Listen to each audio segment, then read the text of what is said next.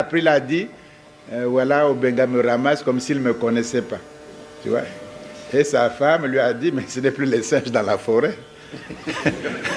On n'est plus des singes dans la forêt. Il dit, il faut les respecter. Ce n'est plus des singes. Hein. On les prenait pour des... Ils sont plus singes dans la forêt. Et ils sont à Paris, au bord de la Seine. C'est pas au bord du Congo. Hein? Donc, alors lui, tu sais, je le connais. Il était très superbe, orgueilleux. Il critiquait même les profs. Il se prenait pour né de la cuisse du sphinx ou quoi. Et je l'ai bien ramassé, mais techniquement, il ne pouvait rien faire. Et depuis, il ne peut plus faire ce qu'il blague. C'est techniquement. Alors maintenant, ils sont défaits. Ils gardent, j'ai vu à Abidjan, on voulait me présenter à leur groupe, à une dame de leur groupe là. Bon. Moi, je ne voulais pas arrêter le gars de Côte d'Ivoire, l'Ivoirien. Je ne voulais pas l'arrêter parce que je dis il va faire une erreur. Bon, c'était trop tard. Il dit, professeur, venez, je vais vous présenter à madame Intel. J'allais l'arrêter, mais c'était trop tard. Je dis, bon, alors. Il a dit, bon, madame, je dis, bonjour, madame, mes respects. Et quand on a présenté, il dit, monsieur Obenga, il dit, oh, les racistes, là. Elle a crié, le raciste, là. J'ai dit, mais madame, je ne suis pas raciste. Je ne suis pas raciste, mais voici le problème.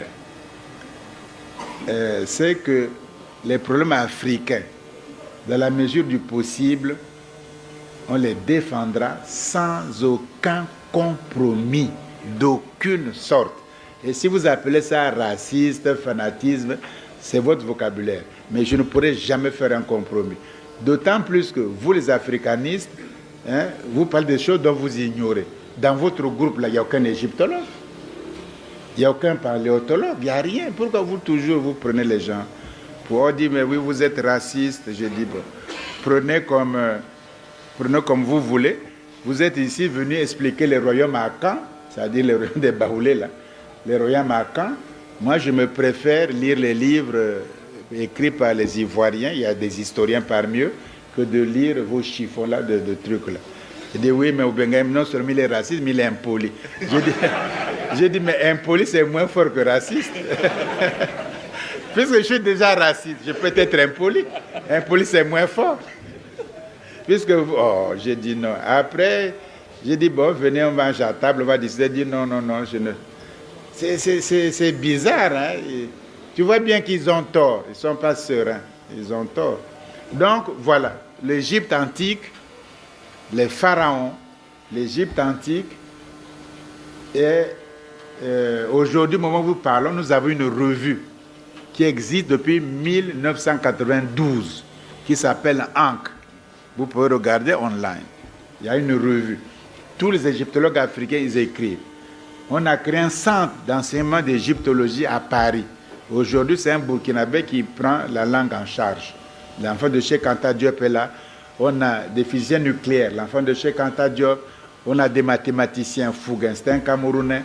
On a un astrophysicien, c'est un Camerounais. On a un mathématicien qui enseigne les mathématiques à Jussieu. C'est un Togolais. On a un philosophe, égyptologue. C'est un Burkinabé. On a un égyptologue, Lam, de Dakar, et Sal, de Dakar aussi. On a un égyptologue aussi, Sarr, qui est sénégalais, mais comme il est marié à une camerounaise, donc il est au Cameroun, il a suivi sa femme, il enseigne, il écrit.